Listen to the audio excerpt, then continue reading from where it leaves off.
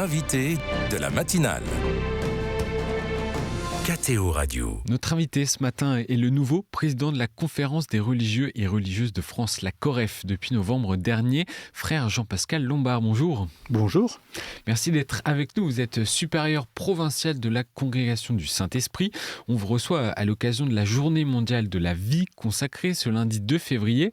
Vous avez pris la suite de sœur Véronique Margron à la tête de la COREF, avec à vos côtés deux nouvelles vice-présidentes, sœur Marie-Laure Dénès, provinciale de la Congrégation romaine de Saint-Dominique, et sœur Anne Almodovar, supérieure générale des filles du Saint-Esprit. Dites-nous, frère Jean-Pascal, que manifeste ce trio à la présidence de la COREF ? Tout d'abord, bonjour aux auditeurs aussi.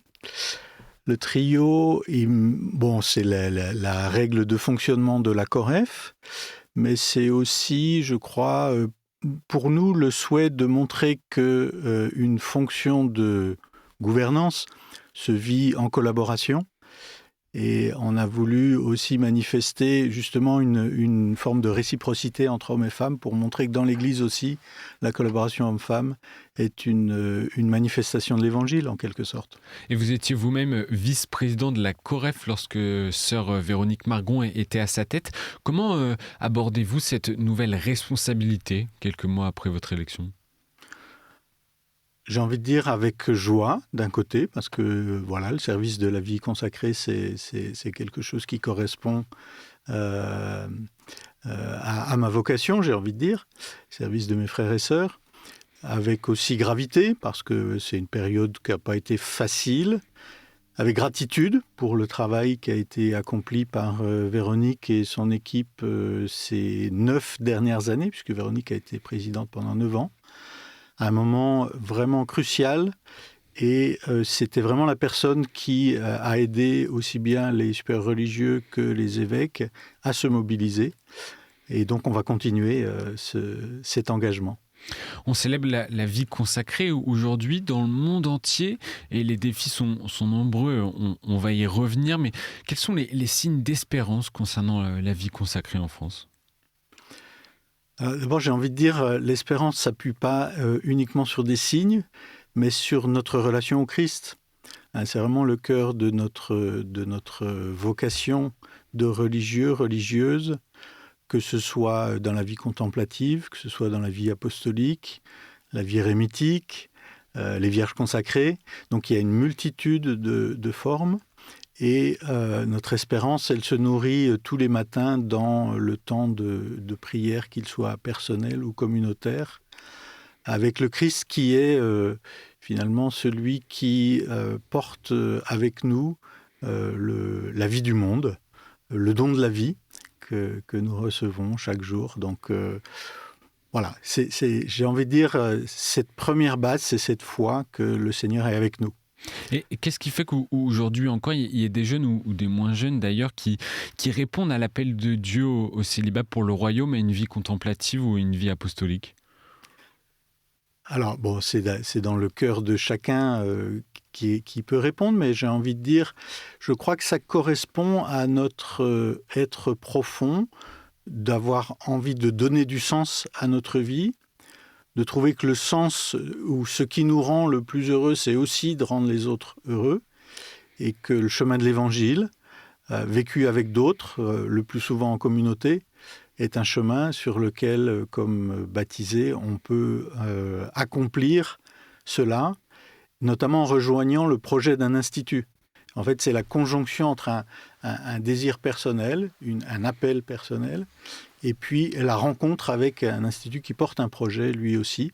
Et on se dit, peut-être que là, je vais pouvoir accomplir ce que je ressens de plus profond en moi comme sens de mon existence. Est-ce qu'il y a des charismes ou des missions spécifiques qui attirent davantage aujourd'hui ? Je ne sais pas.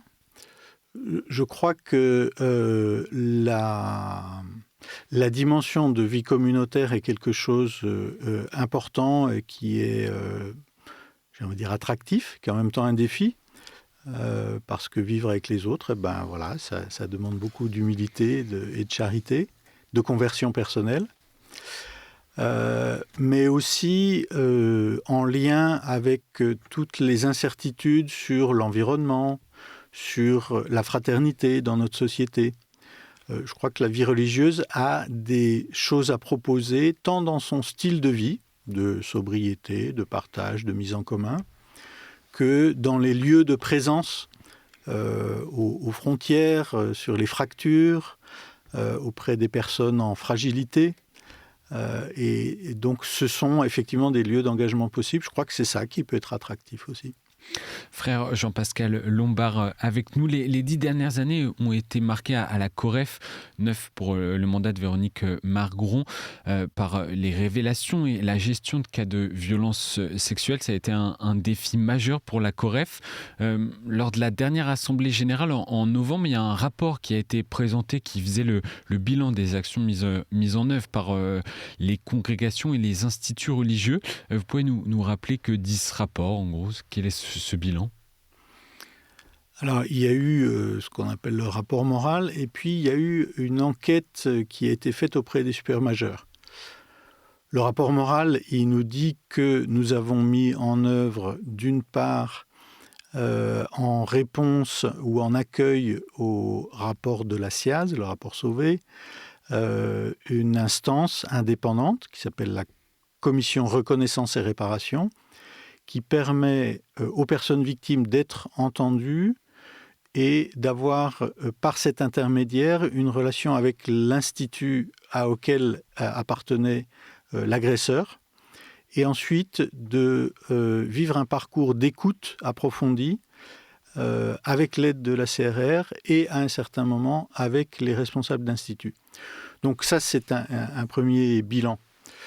Un deuxième bilan, c'est, on pourrait dire, comment cela a transformé la vie religieuse et la gouvernance. Le rapport Sauvé avait un certain nombre de recommandations qui ont été prises en compte par des groupes de travail conjoints avec la Conférence épiscopale de France, la CEF, pour essayer de donner des pistes, voire des préconisations assez précises, que ce soit sur l'accompagnement spirituel, sur la formation et la supervision des personnes en responsabilité et d'autres domaines, l'accompagnement des agresseurs, la compréhension des problématiques liées au cléricalisme. Donc ça, il y a une mise en œuvre dans ces domaines-là et aussi. Tout ça est bien pris en compte aujourd'hui par les instituts et les congrégations? Alors, le plus possible. Ce qu'il faut savoir, c'est que la COREF n'a pas un pouvoir de gouvernance sur les instituts.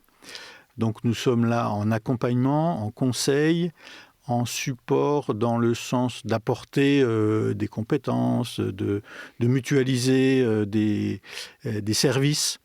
Et ensuite, c'est chaque institut qui doit se saisir de ces préconisations et de les mettre en œuvre. Et s'assurer aussi que ces préconisations soient bien comprises et bien appliquées par des nouveaux supérieurs généraux qui arriveraient? Alors ça, c'est un des défis, tout comme il y avait le défi de la transmission entre Véronique et qui lui succéderait à la COREF, et entre Monseigneur Éric de Moulin-Beaufort et qui lui succéderait à la CEF, puisque ces deux personnes ont été vraiment des moteurs pendant ces dernières années sur le sujet. De la même façon, au sein des instituts, nous réfléchissons à la meilleure manière ou à l'aide que nous pouvons apporter entre la fin d'un mandat d'un supermajeur et l'arrivée du suivant. Et il me semble que la meilleure façon de le préparer, c'est que l'ensemble du collectif d'un institut, l'ensemble des membres d'un institut soient vraiment impliqués dans ces démarches de reconnaissance et de réparation, et de remise en cause aussi de certains aspects de la vie de l'Institut. Un autre enjeu pour les congrégations instituts religieuses qui a fait l'actualité ces derniers jours avec la publication d'un rapport indépendant sur les 40 ans d'abus de pouvoir et d'abus spirituels au sein de la congrégation des bénédictines du Sacré-Cœur de Montmartre. Quelles leçons les communautés et instituts doivent-ils tirer d'un tel rapport ? Alors, j'ai envie de dire, la première leçon, c'est de s'assurer que la gouvernance et notamment les contre-pouvoirs sont bien en place. Et on y veille en interne, avec un conseil, avec des étapes de formation, etc. Mais on doit y veiller aussi en externe, avec le regard, en s'ouvrant au regard d'autres.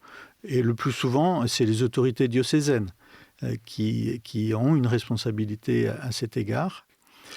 L'autre aspect, c'est toute la réflexion sur justement abus de pouvoir et obéissance, qui est un chantier que nous voulons poursuivre. Nous l'avons un petit peu ouvert, mais nous voulons davantage le travailler pour préciser la manière dont aussi bien les religieux, religieuses, et en particulier les jeunes religieux, religieuses, découvrent cette dimension d'appartenance à un corps et du coup de solidarité avec ses décisions et du coup de disponibilité pour la mise en œuvre, mais aussi d'aider les supérieurs, hommes et femmes, à bien cadrer la manière dont ils invitent leurs frères et sœurs à faire un pas, parfois, ou en les invitant à prendre une nouvelle mission. C'est souvent un moment délicat. Et il y a un autre défi, c'est celui de la santé fragile de certaines congrégations. On va peut-être pas avoir le temps de l'aborder ici, mais c'est un défi. On sait qu'il y a pas mal de congrégations qui peuvent chaque année fermer leurs portes. En deux mots, c'est quelque chose dont vous avez conscience à la COREF ? Non seulement nous avons conscience, mais nous avons mis en place une association qui s'appelle COREF et compagnie, et qui déploie tout un tas de services auprès de ces congrégations, en lien avec aussi le dicaster pour la vie consacrée, qui veille justement au respect et à la possibilité de vivre la vie religieuse jusqu'au bout pour tous. Et un accompagnement ajusté pour la fin de certaines congrégations ? Avec des professionnels dans différents domaines, pour précisément aider les personnes. C'est souvent une décision qui doit être prise, qui est souvent difficile, comme pour nos parents âgés quand on doit les inviter à faire un pas. Eh bien, de la même façon, c'est des frères et sœurs qu'il faut accompagner, et on le fait. À l'occasion de cette journée mondiale de la vie consacrée, frère Jean-Pascal, vous avez publié un message d'espérance et de soutien à tous les consacrés, les invitant notamment à vivre une forme de synodalité. Quel est votre appel aujourd'hui ? D'abord, l'appel, c'est à se parler et s'écouter les uns les autres, qui est un défi dans notre société. Et comme on fait partie de la société aussi, les religieux, on n'est pas en dehors, eh bien, on doit travailler cette dimension-là. Ensuite, c'est d'être ouvert précisément aux défis de la société et donc d'en parler entre nous, de façon à... j'ai proposé de se référer à Dilexité, qui est l'encyclique du Saint-Père sur l'amitié avec les pauvres, de se référer à ces points de repère pour évaluer ce qui va nous être proposé dans les prochaines échéances électorales, afin que notre voix, aussi en proximité d'abord, sur la base de nos engagements, puisse prendre sa part dans les orientations que nous voulons donner à notre société, que ce soit les questions de fin de vie, que ce soit l'accompagnement des personnes fragiles, que ce soit l'accueil des personnes migrantes, que ce soit les questions d'environnement, de solidarité, qui sont au cœur de l'Évangile. Merci frère Jean-Pascal Lombard. Je rappelle que vous êtes le nouveau président à la tête de la COREF, la Conférence des religieux et religieuses de France. Bon lundi, bonne fête de la présentation de Jésus au Temple. Bonne fête à tous les consacrés aussi.